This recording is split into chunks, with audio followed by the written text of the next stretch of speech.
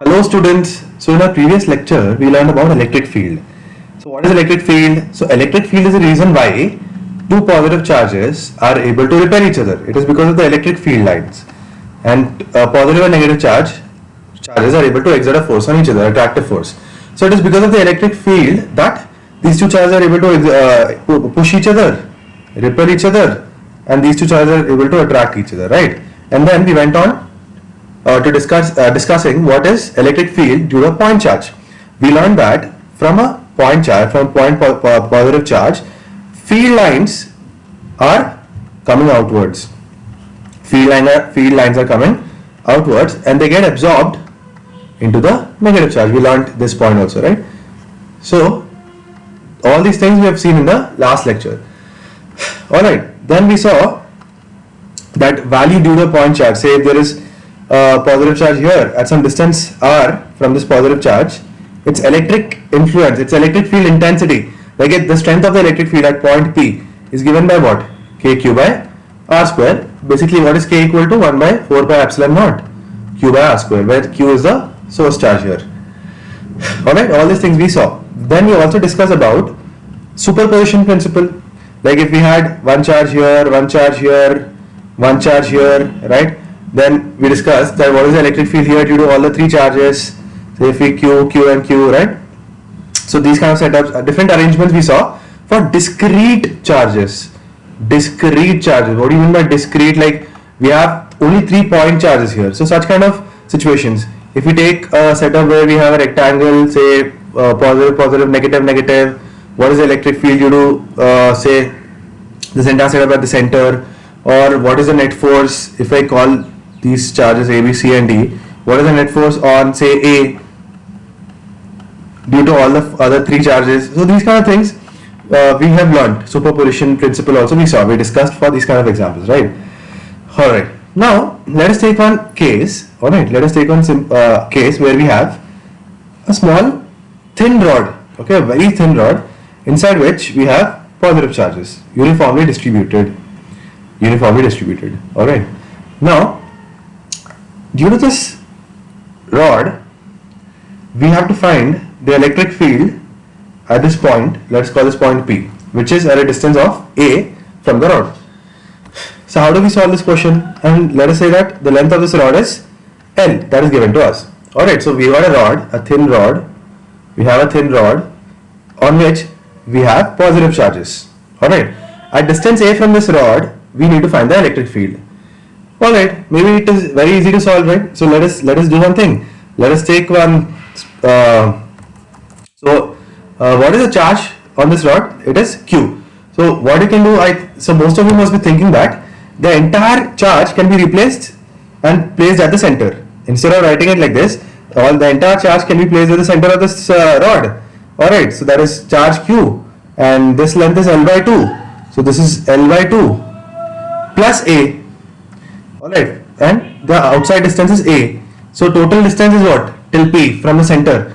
That is A plus, so let us say D is equal to, so this distance, D is equal to A plus L by 2. And then of course you can use this formula, E is equal to KQ by R square.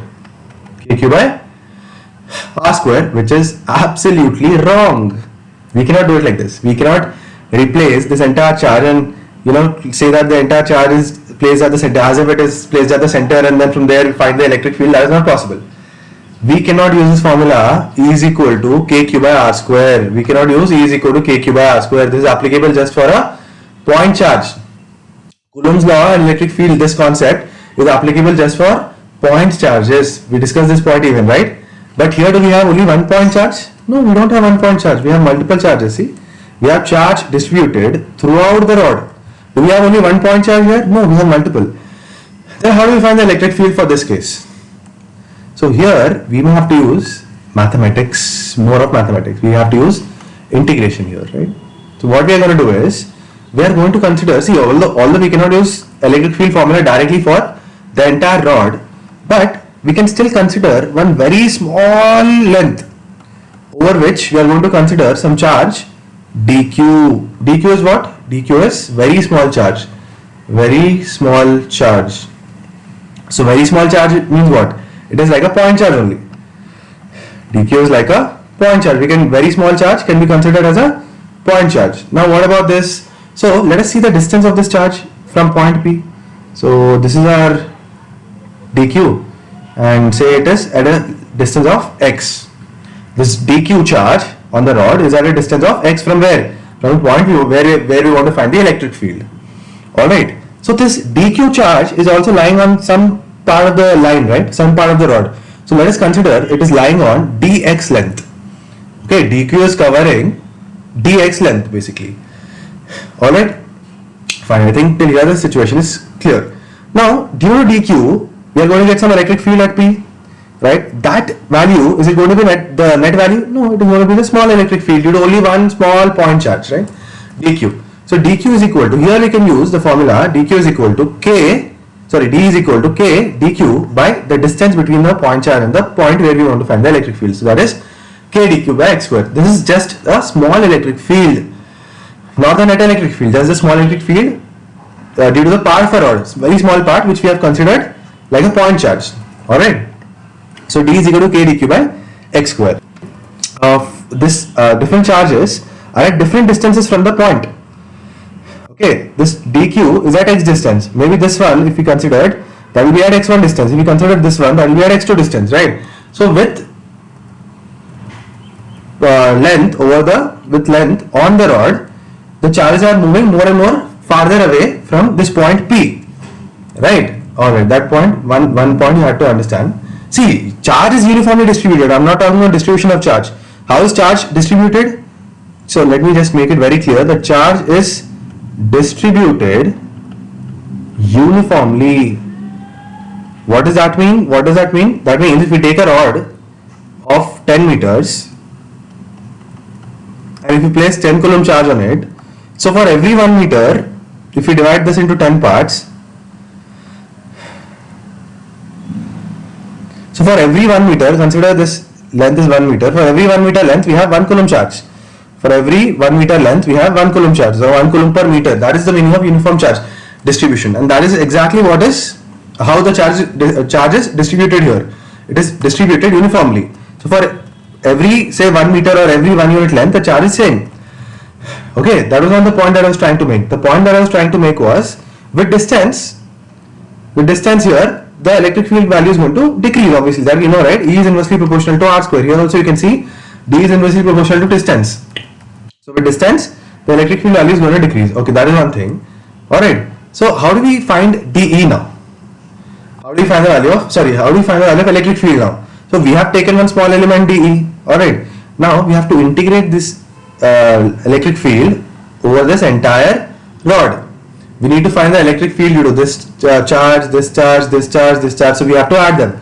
So how do we add them? How do we add the electric small d's due to all these point charges on the rod? You have to integrate it. Alright, from where to where do we integrate? So we can integrate this from, so if we call, so this is our reference point, say point P is our reference point. So this point here, the starting of the rod, can I say,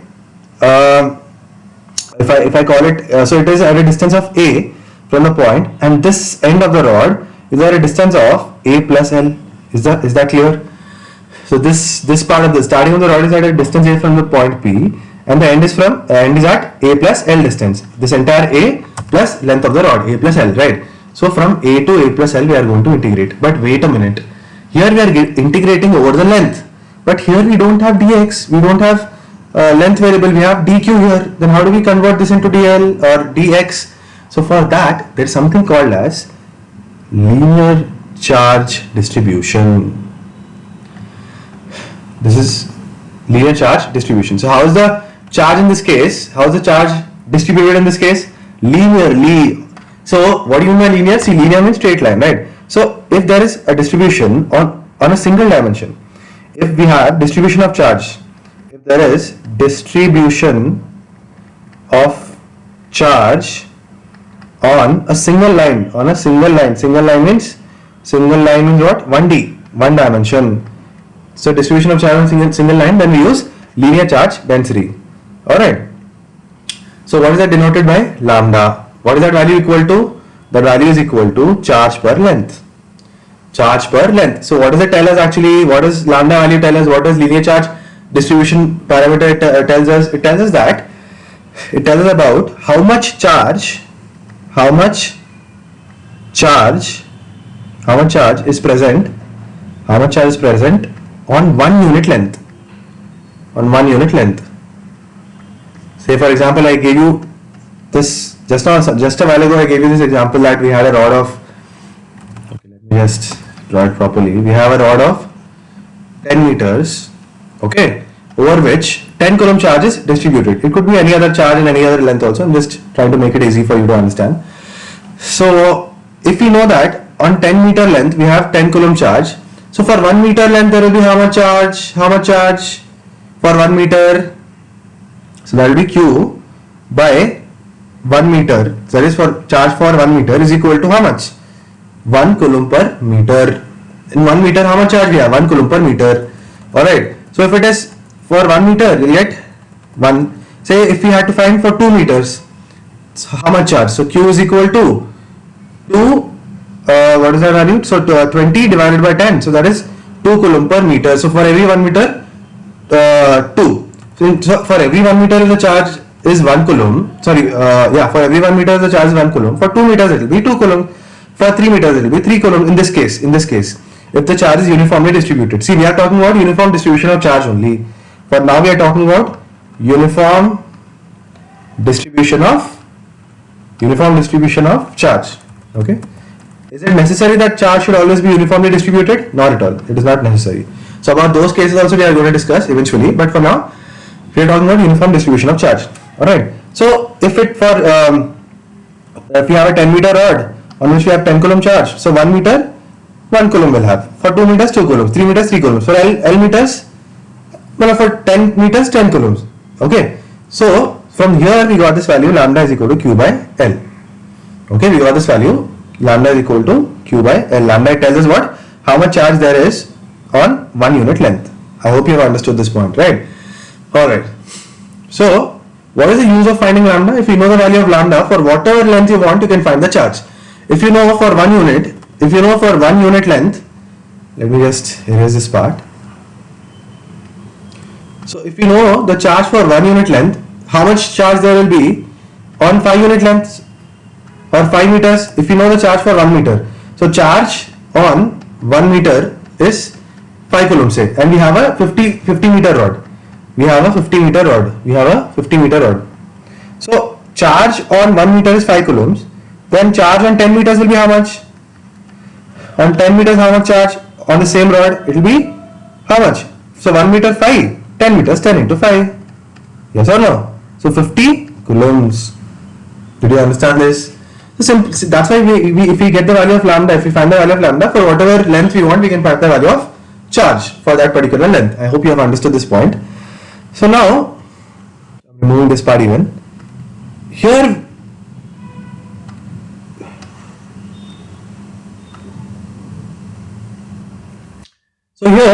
dq we had to convert into the variable of length. How do we do it? So we know that just now we saw lambda is equal to charge per length. If it is uniformly distributed, this ratio is going to be same for every length, right? dq by dx. So q by l is equal to dq by dx. And from here we can say dq is equal to either lambda dx we can call it, or q by l dx we can call it. So I'm taking lambda dx. Okay, this value I'm going to put in place of dq. So integration d is going to give you what? E. Integration starting from. So here I have to put an a. Starting from this side. This side is where? A length, a distance from the point where we are finding the electric field to a plus l. Alright, and k into what is the value of dq? Lambda dx divided by what? X square. Now k and lambda both are constants, yes or no? And we just have to integrate this value. So E is equal to k lambda dx by x square from a to a plus l. Okay. What is the integration of 1 by x square? You can take x power 2 to the numerator, it becomes x power minus 2. So you get k lambda into minus 1 by x from a to a plus l. Then put this value. See, take this minus sign outside so that your calculations will become very easy and not confusing. So if I take this negative sign outside, you'll get minus k lambda into 1 by, so we have to put the upper limit minus the lower limit. Now multiply this term inside the bracket with negative sign. So what will you get? You will get E is equal to k lambda into 1 by a by 1 by a plus L. Okay. On simplifying, what do you get? K lambda, take LCM here, a plus L minus a whole divided by a into a plus L. Okay. What is that value? A and L get cancelled. You will be left with k lambda by a into a plus L. So that is the electric field value. What is the value? So I am writing it here. Look here, here. Alright. So electric field value is equal to just the magnitude I am writing here. K lambda by a into a plus L. And what about the direction? So if you call this I cap, so it will be in the I cap direction. Did you understand this? So this is how you will find electric field for continuous charged or continuously charged objects. What do I mean by that? So the meaning of that is we have more than one point charge here. So this is continuous distribution of charge. We can have different setups, not just a rod or not just a rod. We can have a ring, we can have a sheet, we can have a disc, we can have a sphere. We can have different cases. So we'll discuss one by one. All of them we'll discuss. So I just wanted to give you some introduction about how we can calculate the electric field for continuous charge distribution. Alright, did you understand? So let us take one more example. Let us take an example of let us take an example of a small arc. Okay. So let us first draw a circle. Otherwise, let us take a small arc only. So this is just a part of the arc. So let us say it is a semicircle. Okay. Let us find electric field due to a semicircular ring. Semicircular ring. And where are we finding the electric field? Exactly at its center. What about the charge distribution? Positively charged ring, semicircular ring, and it is uniformly distributed. The charge is uniformly distributed. Alright. We need to find the electric field exactly at the center of this semicircular ring of radius r. Okay. How do we find this? So once again, see, is E is equal to kq by r square applicable? No, because we have multiple charges here. So it is not applicable. So what did we do last time? We took a very small point charge. We took a small section here, considering that there is a small point charge here, right? And due to this point charge, now let us find the electric field. Let us say this point charge is spread over some length dx. Okay. Now due to this small point charge, the electric field is going to be in this direction. Okay. Let us say it is dE electric field. Now let us take one more element exactly opposite to this, symmetrical point, basically exactly this point, and there also the charge is going to be dq over dx, and due to that point also the electric field is going to be produced at the center in this direction. Okay. Alright, fine. Now let us say that, okay, let us make a small, so this length, there is some length here, right? So it must be making some angle. See, this dq charge is on some length dx. So it must be making some very small angle d theta, right? Basically that dx is what? Arc length. Same thing implies for this other part also. So this also must be subtending an angle d theta. Alright, fine. And what angle it is at with respect to this horizontal line? What angle is that small charge dq? It is at, let us say it is at an angle. It is at an angle theta. It is at an angle theta. Okay. So it is theta above the horizontal. And what is d theta? That is this arc. That is the angle subtended by the small arc at the center. So if this is theta, can I say this is also theta? Vertically opposite angles. If this is theta, this is also theta. And we have electric field dE. So if I resolve it now, what will I get? I'll get one component like this. So let me just write this here.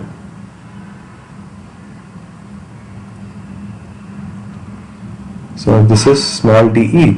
So this becomes dE sin theta, and this component becomes dE cos theta. Alright. And the same thing we have to apply for this electric field also. This dE, due to this charge dq, the electric field is dE here. And if this is theta again, what is this value? Theta only. Alright, that value is also theta. Alright. So if you resolve it, what do you get? When you resolve it, you get the same components. dE cos theta, and vertically downwards, you'll get dE sin theta. See, because these two are exactly opposite to each other. By opposite, see, opposite meaning it is like a mirror image for this. If you draw a line like this, for this point, the mirror image is going to be this. Alright, so the values, so it is equidistant from the center, everything is same, so the values are going to be equal. In magnitude, they are going to be equal. Alright, so that's why this dE cos theta and this dE cos theta can we cancel or not? We can cancel because they are equal. Like that, we are going to take all the symmetrical pairs. We are going to take this, we are going to take some section here and some section here. They are going to cancel. D cos theta components for them are going to get cancelled. Then for this dq and this dq, they are going to get cancelled. What? D cos theta components are going to get cancelled. Then what about d sin theta? They are all in the same direction. They are all vertically downwards. So we have to add d sin theta components due to all these charges on the semicircular ring. So what does our electric field become equal to? So our E net becomes equal to integration of dE sin theta. From where to where? So if we integrate this starting from this point, alright, and then we are turning, we are we are integrating in terms of theta, we are turning all the way from here to here. How many charges are there? They all will be covered. Okay. So what is the angle? 0 to 180. So 0 to pi. So d sin theta, we have to integrate from 0 to pi. Now what is dE equal to? So dE is equal to simple k dq by how much? K dq by r square. So this is radius only, no? This length is radius. So k dq, let us call it capital R we had taken or small r. Anyway, that is the radius basically. Alright, so dE, k dq by r square. R is the radius. Alright, fine. And we have sin theta. So just now we decided that we are going to integrate in terms of theta, but we don't have any d theta here. Then how? So we have to convert dq in terms of d theta. So what are we going to do? Now consider this small arc, remove it outside and check what is going on there actually. So let us remove it outside. So this is our small arc length. So this is that dx length on which we have the charge dq. Okay. What angle it was subtending? D theta angle. What is the value? R. So what is dx equal to? R d theta. Dx is equal to r theta. But we don't have dx here. We have dq that we have to convert. Okay. Then what do we take? So here you can notice that this charge is on a semicircular ring. So 1D figure or 2D? Figure as in like 1D distribution or 2D distribution. So the charge is still distributed over the length. It is not distributed in the area. It is not distributed like this in the area. Yes or no? The charge is distributed over the length of this semicircular ring like this. Over the length of this semicircular ring. Alright. So here also what are we going to use? Lambda. Good. So what is lambda equal to? Lambda is equal to charge per length. Simple, charge per length, which is again equal to what? dq by, in this case, dx. So what is dq equal to? Lambda into dx. But dx we already know. What is dx equal to? R d theta. So therefore, dx is equal to lambda into r d theta. Okay. Dx is equal to lambda into r d theta. Now this value we can substitute in the integral. So what will you get after that? So dE will be equal to integration of, so let us take k by r square outside, integration of lambda into r d theta divided by r square into sin theta. Okay, fine.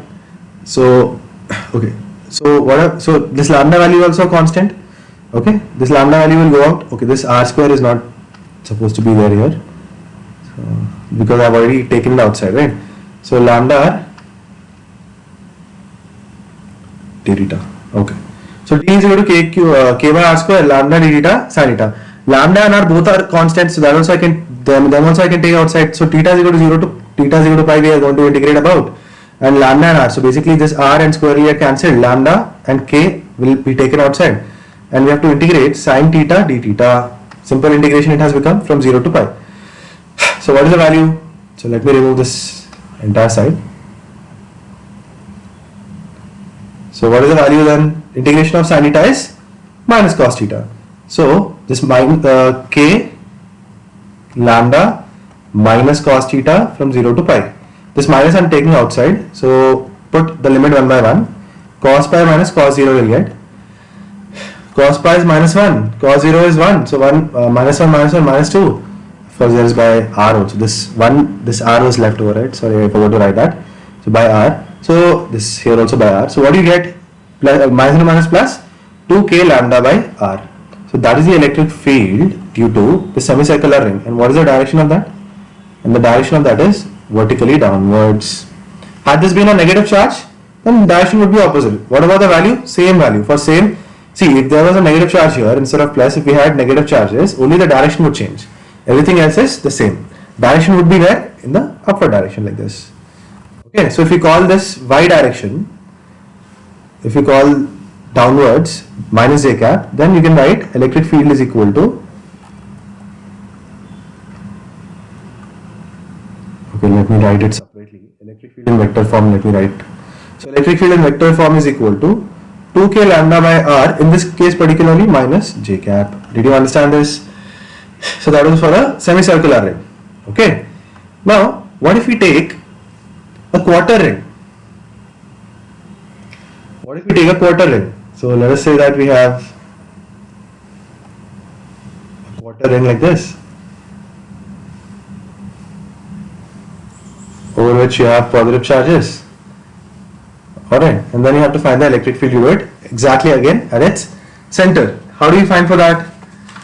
So we can have quarter ring, then we can have all different different arc lengths for a circle. So instead of doing for all of them one by one, let us try to find the general formula. Let us try to find the general formula for an arc of a circle. So instead of forming for each one of them, for a semicircle separately, for a quarter circle separately, say if we have another distribution like this separately. So instead of finding for different distributions, let us see if we can find a general formula for arc of a circle, and then whatever angle we get, we can subtend directly get the electric field for quarter or semicircle for whatever, right? So let us see. You'll understand in say just a minute what I'm trying to tell. So let us find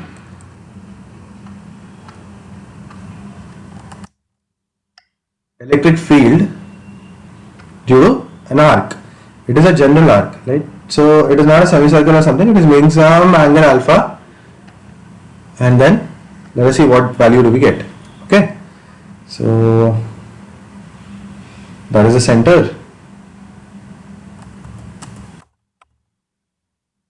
This point is the center, right? And this is a radius of the circle, radius of this arc basically. So what angle it is making? Let us assume that it is making an angle alpha. This arc length is subtending an angle alpha at the center. Okay. Now we want to find the electric field due to this arc length. How do we find? So again, let us assume that we got positive charges distributed over this arc length. Uniform distribution again, and we have to, then what do we do to find the electric field? We have to consider a small element. Let us consider a small element dq lying where, lying on say dl length or dx length, whatever you want, you can call that. Now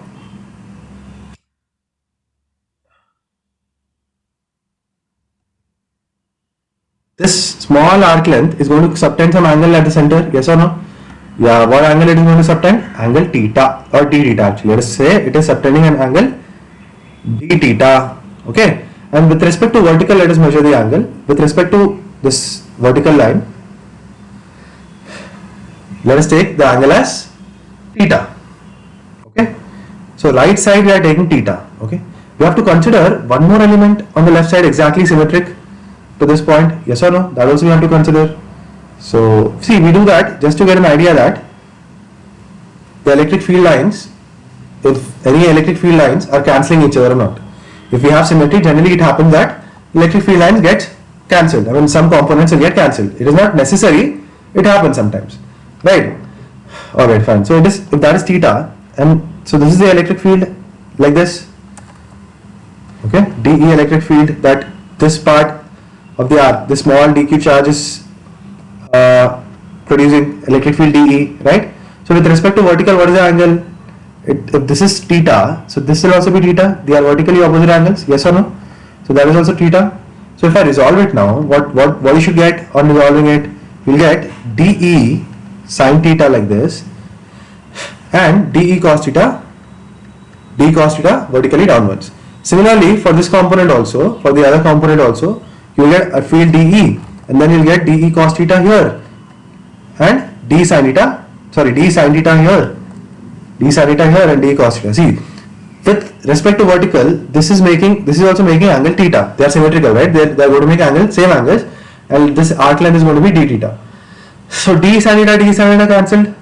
Like that, for all the charges that are on the left side of this vertical line, they make component on the right side, d sin theta component, and for all the charges on the right side, they make d sin theta component on the left side. So they'll cancel each other. Okay, and then we have to add up all the d cos thetas to get the electric field. So E net is going to be what? Addition of all d cos theta. So that is dE into cos theta. Alright, fine. Now, what is the value of dE? Again, so dE is equal to simply k dq by r square. But we know that we have to convert dq in terms of d theta. So let us take this small arc length again. So if we take the small, so let us use the same color. So let us take the small arc length that is subtending an angle d theta. What is the length? Dx. What is the charge? Dq. So what is dq and the radius is r. So what is dq equal to? Sorry, dx equal to dx. Okay.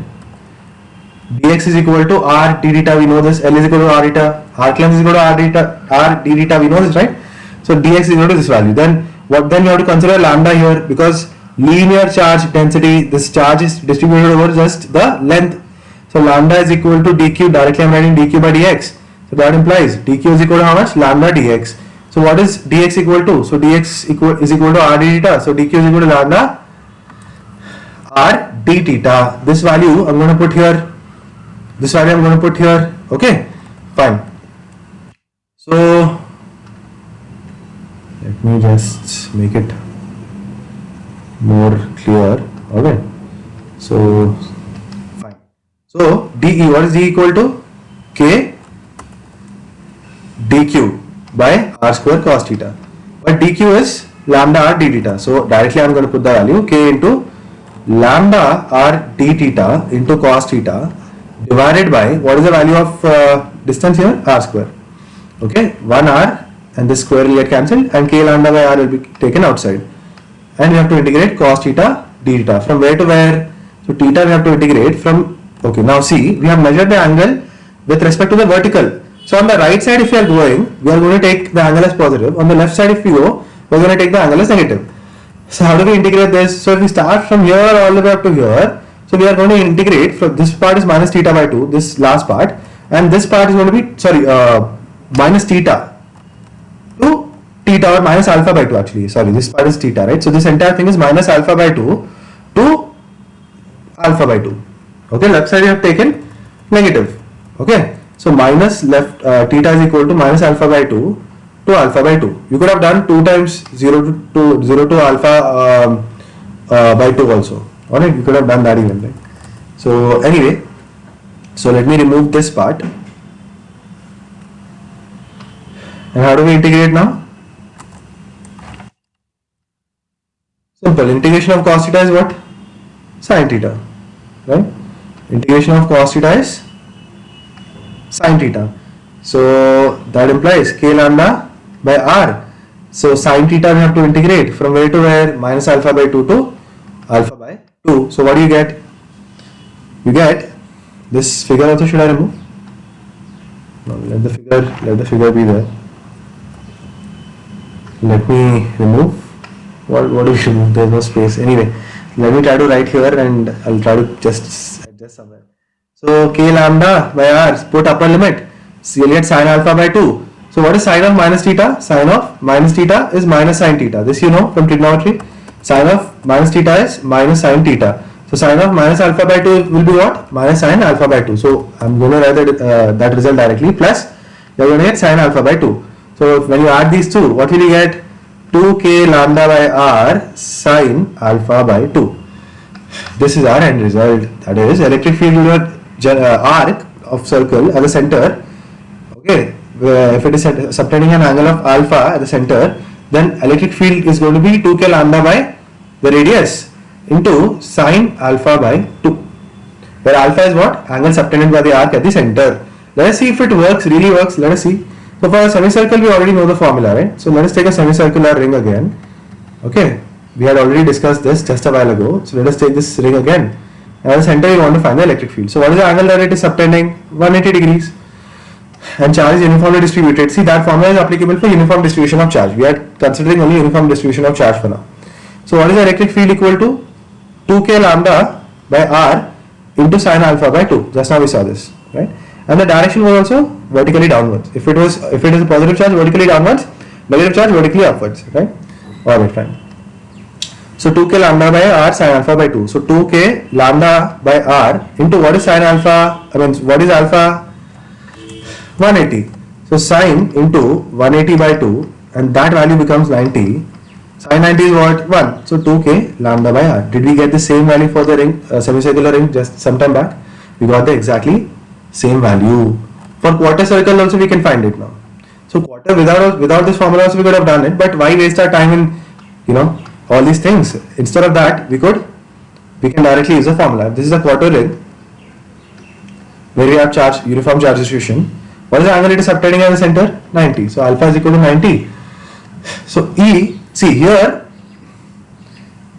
we are going to get two components. If you divide this arc equally, we are going to get two components. So due to this, I mean basically both E parallel and E perpendicular components you are going to get. So electric field is going to be, the net electric field is going to be somewhere like this. So what I mean to say is, in the previous cases for a ring, semicircular ring, we the components, horizontal components got cancelled, no? Horizontal components got cancelled, but for quarter they won't get cancelled. Because here we don't have the other half. See, if we had the other half, then this entire thing would have cancelled one of the components of this field, charges. But here we have only this much. So there is nothing to cancel. There is no symmetry here which would cancel the electric field component. So we are going to have both the components, perpendicular and parallel. Alright, so how do we verify that? So Ex. So basically what is the formula?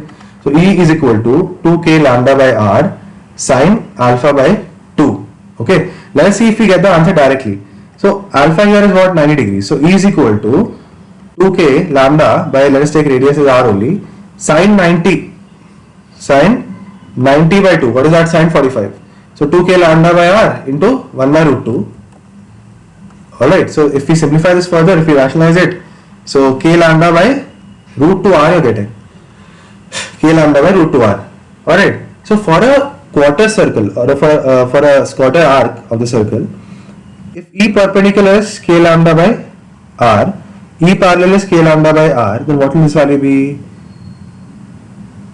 What will that value be? Root 2 k lambda by r. Okay, 1 second, I think we made, so into root 2 into root 2. So yeah, this will become, sorry, calculation mistake. This becomes root 2 k lambda by r. Root 2 k lambda by r. See, this is also not very difficult to derive. Let me just show it to you quickly. So if we take a small section, I'll just show it to you very quickly. Okay. If we take a small here, so what every time for an arc, that's what we have done. We have taken a small dq charge over dx length. We call this small angle d theta over this angle theta. Alright, then we found the electric field dE due to that. So what is the electric field due to that? So electric field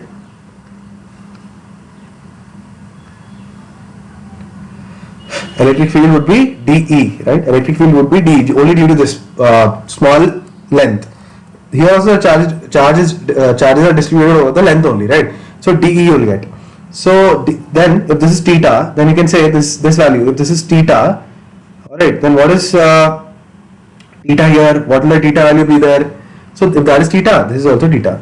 So that this becomes what? dE cos theta. What does this become? dE cos theta. What does this become? dE sin theta. Alright, dE cos theta, dE. So instead of calling them perpendicular, actually let us call them EX and EY. And I don't know why I said that. I was thinking about line charge. Anyway, so EX is equal to k lambda by r, EY is equal to, okay, don't worry about these values for now. K lambda by r, and so we know that dE is what? dE is along x axis we just now resolved. So this is d cos theta and that is dE sin theta. Alright.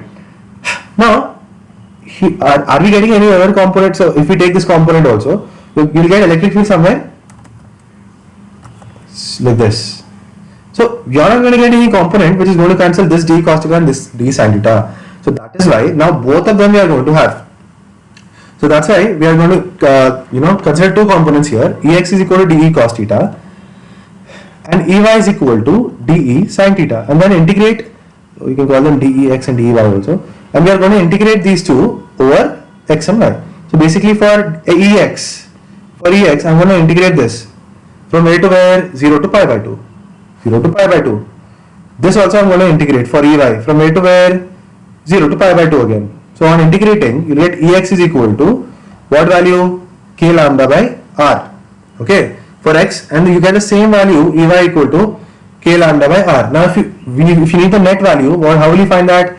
We know that E net is equal to under root of ex square plus ey square, ex square plus ey square. So on simplifying this, you get root 2 k lambda by r, root 2 k lambda by r. See, you do it once again, and of course if you are not able to solve it, please post it, we'll do it once again properly. But I think you got the idea, right? So that's why I just gave you some overview of how to do it.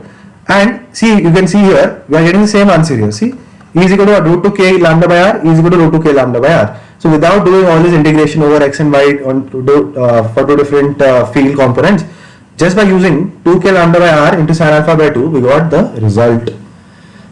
Alright, so in this lecture, we discussed about distribution of charge over a length like a rod, right, or a semicircular arc or quarter arc. So we discussed all these things like what is lambda. In our next lecture, we'll discuss about surface charge density,